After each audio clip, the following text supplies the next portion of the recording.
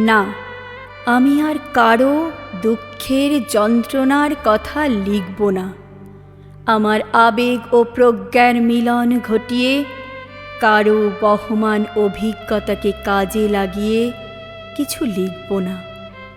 লিখব তো তাকে পৌঁছে দেব না।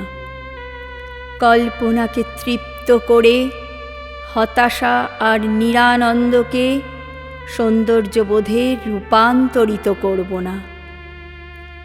কোনো এক শ্রাবণ অমাবস্যার সন্ধ্যা রাতে টেলিফোনে বলে যাওয়া আমার এক বন্ধুর হয়তো গল্প, হয়তো বা সত্যি ঘটনা, তার ভাবনাকে গভীর মমতা দিয়ে শুনতে হয়েছিল অনেকক্ষণ সময় ধরে।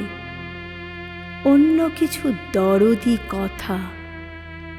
আবদার ছিল তার এই বিষয়কে কেন্দ্র করে অন্তত একটা জমজমাট দুঃখের, হতাশার, অবসাদের কবিতার জন্ম দিতে হবে আমায়, যেটা আবার পৌঁছে দিতে হবে তার দরজায়।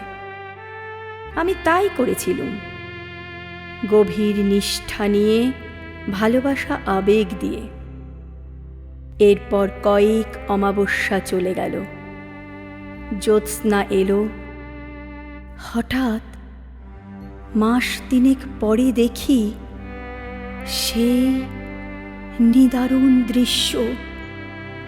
তার সুইসাইড নোটটি, যেখানে আমার লেখা কালো কালো অক্ষরে সেই কবিতাটি।